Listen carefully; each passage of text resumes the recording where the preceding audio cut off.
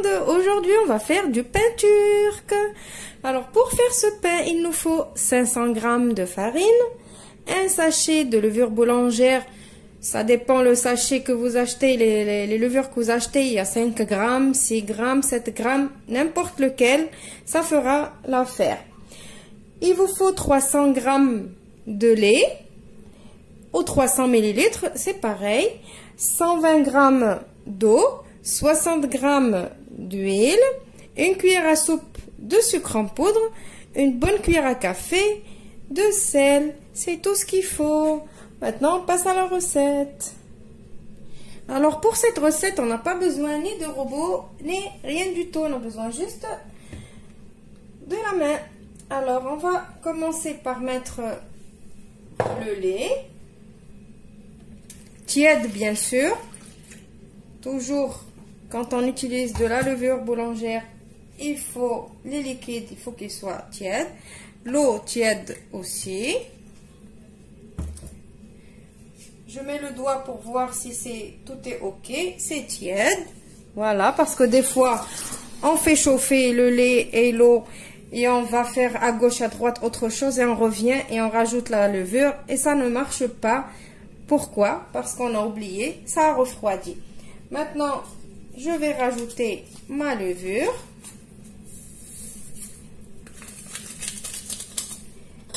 Et ma cuillère à soupe de sucre. Je vais mélanger. Je mélange bien ma levure.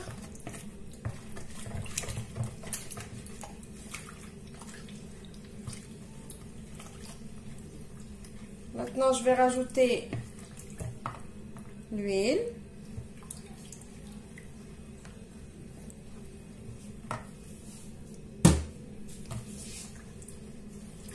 En mélangeant bien. Et je vais rajouter un peu de farine. Doucement.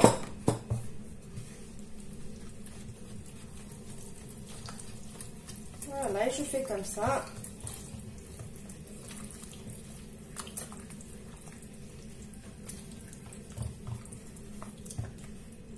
Vous allez commencer à avoir quelques grumeaux, mais c'est pas grave. Doucement, doucement, en rajoutant la farine, les grumeaux, ils vont partir. Ce n'est pas une pâte à crêpes, c'est une pâte à pain.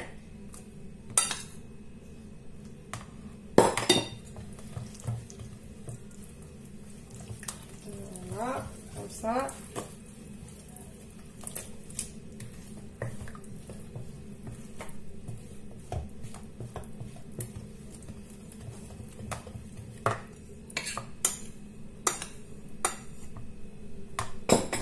Maintenant, je vais me permettre de rajouter mon sel.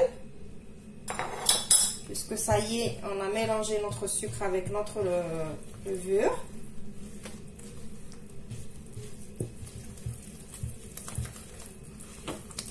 Voilà. Je ne veux pas couper la vidéo pour que vous voyez. On essaye de bien touiller avec la cuillère. Voilà, maintenant, je rajoute le reste de ma farine. Et je mélange aussi.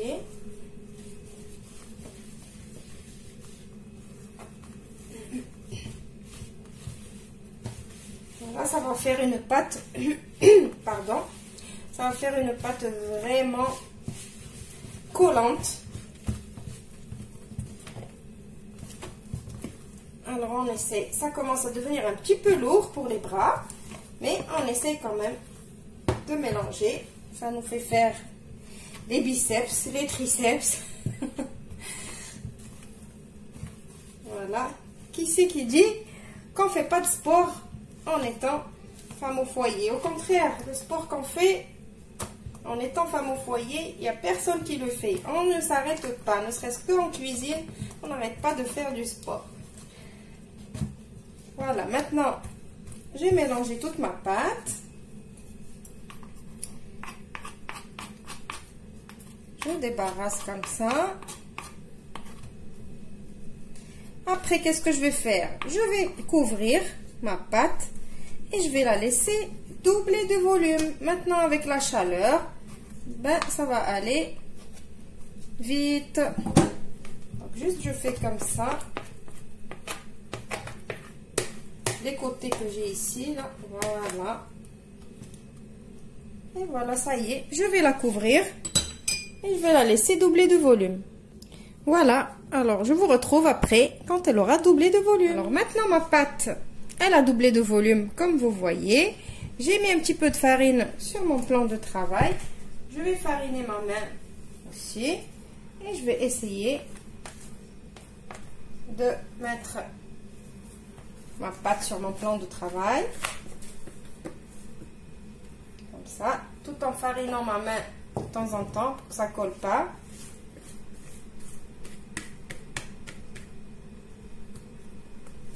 Alors on récupère la pâte qu'il y a, on ne gaspille pas.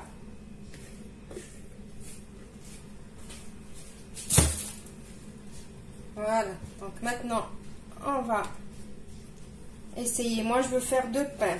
Je vais essayer de partager ma pâte en 2.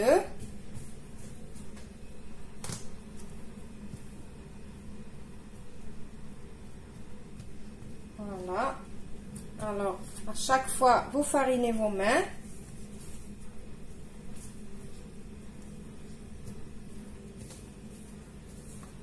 On va mettre celle-là de côté.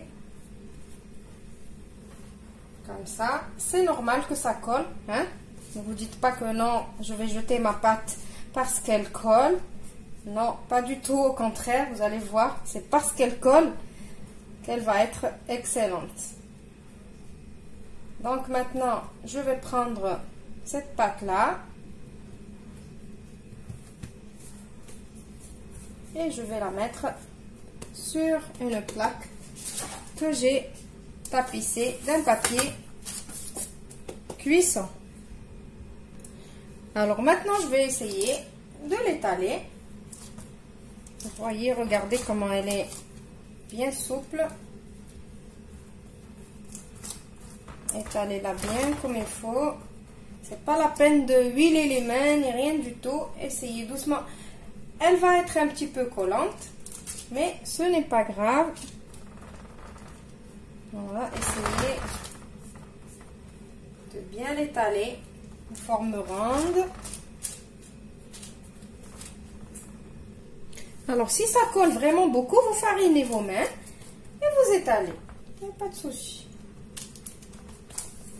Donc maintenant que j'ai donné à ma pâte une forme ronde, je vais faire comme ça sur les côtés.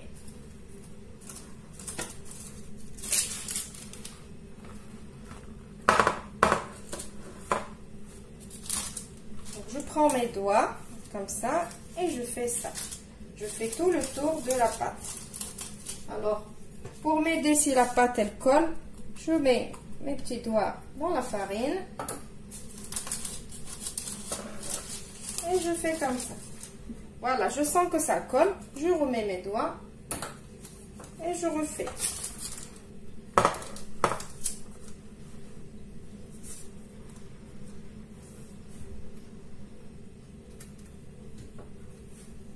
Comme ça. Alors exprès, je ne veux pas couper pour que vous voyez vraiment toutes les étapes. Maintenant, on va faire les fameux losanges qu'on voit dans les pains turcs. Donc, je vais faire comme ça.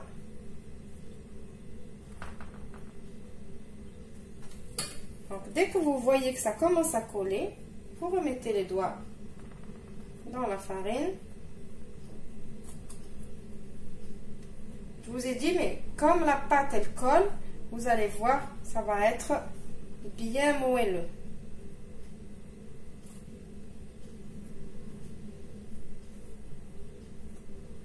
C'est un pain vraiment facile à faire et franchement, il est excellent. Ça, je sais que les Turcs, ils le font beaucoup pendant la période de Ramadan. Bon, je ne l'ai pas fait pendant le Ramadan. J'ai envie de le faire maintenant. On fait l'autre côté.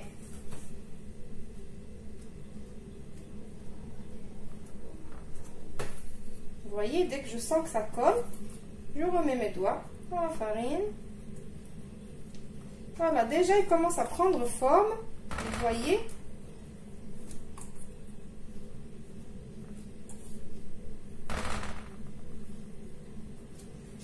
Voilà. Alors, la vérité, je vous ai dit que j'allais faire 2 pains, mais après, je me suis dit, pourquoi ne pas faire des petits? Comme ça, tout le monde voit qu'on peut faire des petits aussi. Donc, de la même façon.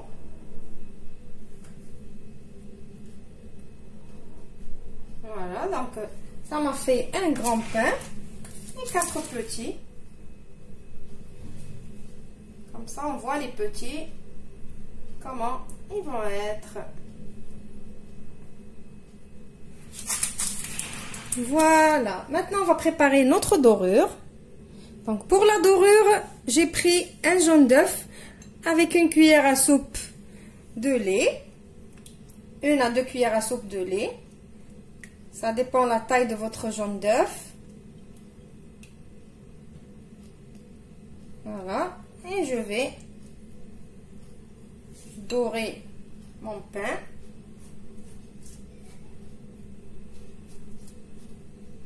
Mais faites doucement.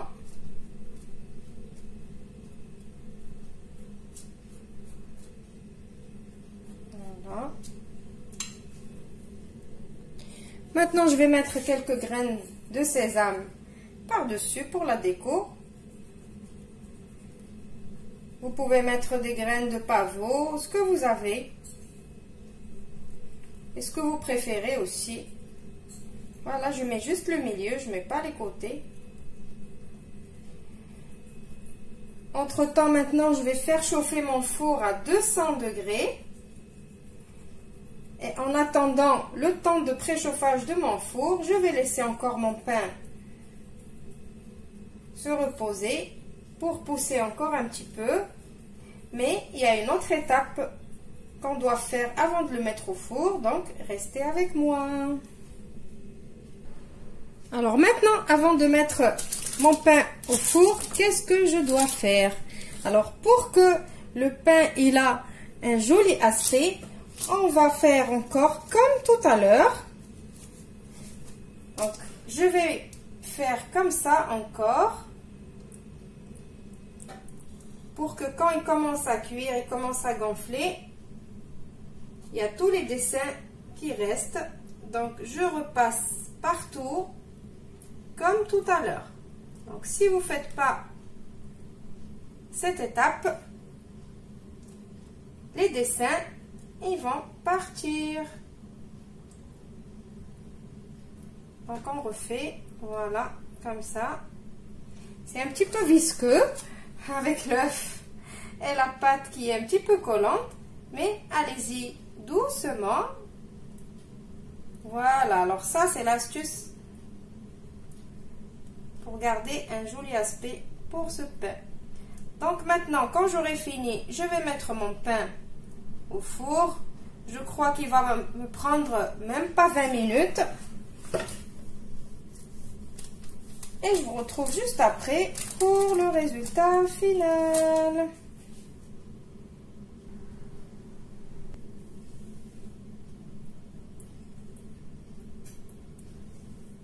Voilà, mon pain, il est prêt. Il n'a pas pris beaucoup de temps à cuire.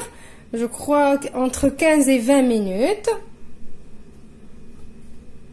Alors, il est encore chaud. C'est pour ça que je l'ai mis sur la grille. Pour qu'il ne devienne pas tout mouillé. Voilà, les petits aussi.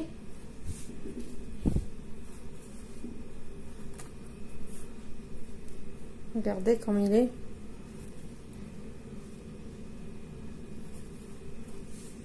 Je montre le grand aussi.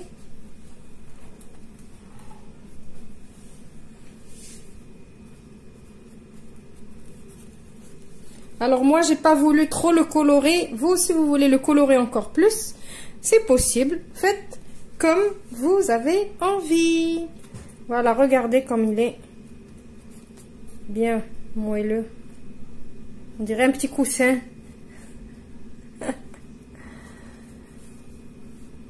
Voilà. Allez, on va couper un petit bout. Je vous montre le derrière. Il est bien cuit. Voilà. On va couper un petit bout comme ça. Alors, on coupe à la bonne franquette. Voilà. Je vous approche comme ça. Vous voyez. Regardez comment il se coupe. Joli. Comme ça. Hop.